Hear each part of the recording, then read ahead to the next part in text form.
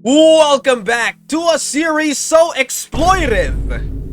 Even Homelander subscribed in today's video. Pag-uusapan natin itong si Boss Atan, mga kaunggoy. So, kilala nyo naman siya. Nakikita na po natin siya sa mga iba't ibang reels, sa iba't ibang mga... Basta nakikita natin siya sa Facebook, sa social media, everywhere mga kaunggoy. This guy is everywhere. Nafi-feature po siya sa Facebook page nitong, sino to? Si Zetsu. So apparently, may mga nagsasabi na ine-exploit daw ni Zetsu si Boss Atan sa Facebook para sa views, para sa monetization, and pag-uusapan natin lahat ng to sa video na ito. So without further ado, let's begin! Let's up those numbers! Alrighty mga kaunggoy, Rizay, Manong Jaire. So ngayon, pag-uusapan natin itong si Zetsu at si Boss Atan, mga kaunggoy. So apparently, medyo nagte-trending ngayon si Boss Atan kasi nga may mga nakakapansin na yun nga, ine-exploit daw nitong ni Zetsu si Boss Atan, mga kaunggoy, kasi nga actually napapansin ko lang, I don't know if it's just me, pero sa nakikita ko kay Boss Atan, parang hindi siya ganun ka normal, if that's the right word. Hindi po siya like, hindi ko sinasabi na ano siya, pero parang hindi siya yung parang yung way of thinking niya, like hindi normal na tao, mga kaunggoy. Like paano ko ba i-explain to? Like medyo may pagka-sped, like tama po ba yung sped or special needs siguro, mga kaunggoy. I think that's the right word kasi yung ano niya yung way of thinking niya kasi it's not very normal, mga kaunggoy, kasi very violent po siya eh. Kung nakikita, hindi ko alam kung part talaga yan ng character or scripted lahat ng nakikita, mga kaunggoy, kasi nakikita natin na si Boss Atan parang, 'di ba, parang very violent siya, 'di ba? Lalo na pag one-on-one basketball, nagkakapikunan, tapos nagkakapisikalan, tapos very aggressive ni Boss Atan. So, here's the thing, kung normal ka na tao, mga kaunggoy, or wala ka naman special needs or anything, mga kaunggoy, hindi ka ganyan ka-agresibo mga kaunggoy, di ba? So, I'm just saying, no? Ngayon, siguro hindi siya talaga, like baka may diferensya siya or something. I'm not saying na baka may diferensya siya para asarin siya, pero I'm just saying, sa napapansin ko, mga kaunggoy, no? He's not very normal, if that's the right word to use, mga kaunggoy. Ngayon, here's the thing. Si Zetsu kasi, Zetsu, naalala ko tuloy sa Naruto, si Zetsu. Ano siya, white Zetsu or black Zetsu? I don't know, man.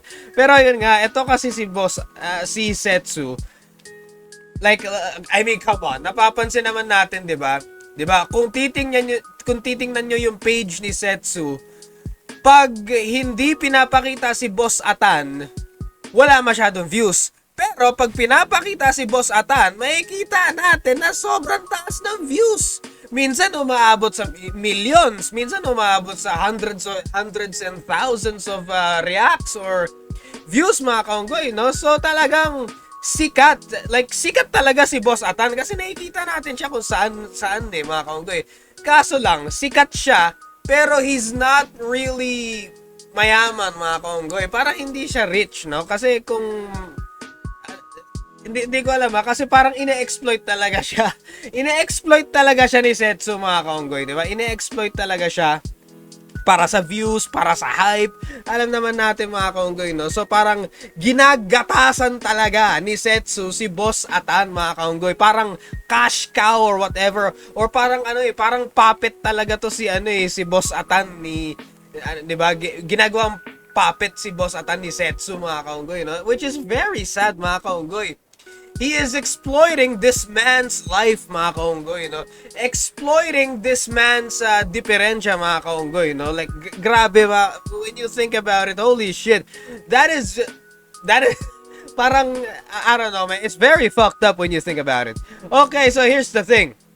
Moving on sa, dito, kasi may mga videos si Zetsu na, di ba, basketballan, di ba, nagbabasketball, 1v1 basketball, alam na natin yon. Tapos nakikita natin, nagkakapikunan, nagkakapisikalan, mga kaunggoy. Tapos ito pa, si Zetsu nang susulsul. Sinusulsulan niya si Boss Atan na, gantian mo, bawian mo, sapakin mo, tamaan mo, ganun, bla bla bla. Parang Ganyan lang yung boy. Hindi na kami tagol? Oo, ganyan lang. Ayaw mo nga lumaban doon? Mga nasusubukan eh. Tawagin mo. Tawagin mo kasi. Biwang kayo. Oo. Magkano busta? Tawagin mo. Magkano nga Balihan kami. Balyaan. Oo. ine-exploit niya yung diferensya ni ni Boss Atan, mga kaunggoy, no, nagkakasakitan, 'di ba? Suntukan parang kaso unfortunately that is one of the best ways to get revenue or views or parang clicks or hype sa social media talaga, mga kaunggoy, kasi alam niyo naman yung mga Pilipino, pag may nakitang nag-aaway, trending kaagad yan yung putang ina. Trending agad ang putang ina, di ba? Pag may nag-aaway, trending agad. Alam naman natin yung mga Pilipino, mga kaunggoy, no? Parang bago na sa atin yan, no? Para sa views, para sa pera, okay? Okay, here's the thing, mga kaunggoy. Punta naman tayo sa eto, sinabi ni Makagago to, minention ni Makagago to sa video niya, like, panoorin niyo yung video niya, so, yan, panoorin niyo. Sabi ni Makagago na hindi daw mentally normal si Boss Atan. In other words, parang may pagka-sped. I'm not sure if sped is the right word, pero back in my day, mga kaunggoy, no, nung hindi pa sensitive ang mga tao sa social media or kung saan man, mga kaunggoy, ang tawag po namin sa yung mga tulad ni Boss Atan or kung ano man, tawag namin po is SPED or special needs, mga kaunggoy, which is I think that's the best polite way of saying it, mga kaunggoy. I can't find a better word for it, pero parang ganun na nga, mga kaunggoy, kasi parang yung mental capacity ni Boss Atan parang may pagkabata, 'di ba? Like parang alam niyo yung mga special child. Nakakita na ba kayo ng mga special child or mga monggi? Parang ganoon, mga kaunggoy, no? So highly vulnerable yung mga ganong klaseng tao to manipulation, which is yung ginagawa nito ni Setsu, no? Yung ginagawa ni Setsu, no? Minamanipulate niya at parang yun nga, ine-exploit niya, mga kaunggoy, no? Tapos ito pang matindi. Sikat na sikat si Boss Atan. Kaso nga lang, walang change eh. There's no change whatsoever sa buhay ni Boss Atan, mga kaunggoy. Despite the massive fame and million view videos, mga kaunggoy, wala pa rin nagpalit kay Boss Atan. So ano ibig sabihin nito? Saan napupunta yung pera sa views? Where is it going? Syempre, parang parang mga politiko lang yan din, 'di ba? Ine-exploit, 'di ba?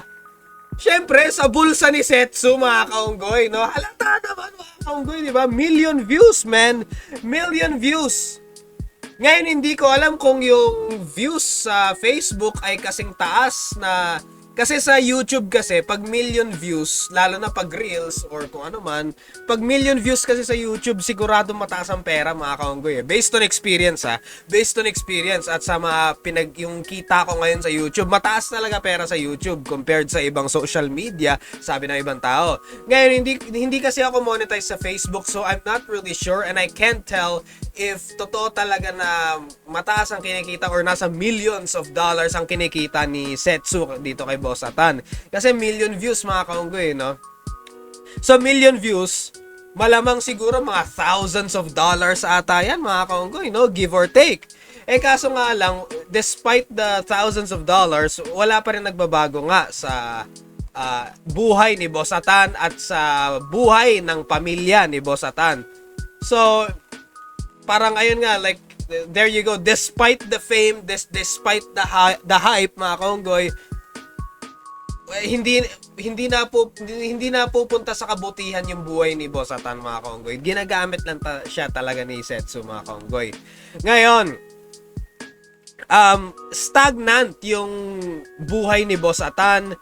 Pero itong si Setsu, 'di ba? Ang dami niyang na-achieve, mga kaunggoy, 'di ba? Like hindi man ganun karami, pero si Setsu nakapagtapos siya ng pag-aaral, oh. Bachelor of Science in Human Resource Management, tapos parang si Setsu ang kumukuha ng rewards na pinaghihirapan ni Boss Atan, mga kaunggoy, no? Mabuti sana kung binibigyan niya, inuulanan niya ng pera si Boss Atan, kaso parang hindi. Kasi kung inuulanan niya ng blessings itong si Boss Atan, kasi 'di ba, like pag marami naman pera, eto si Setsu, dapat man lang binibigyan niya ng pera or kahit man lang na kahit anong shit etong si Boss Atan, mga konggoy. Kaso hindi. And nakikita natin sa buhay, which is very shit, which is very fucked up. Si Boss Atan ang usually ang nasasaktan sa mga videos, kaso wala naman siyang nag-gain, mga konggoy, which is very sad, no?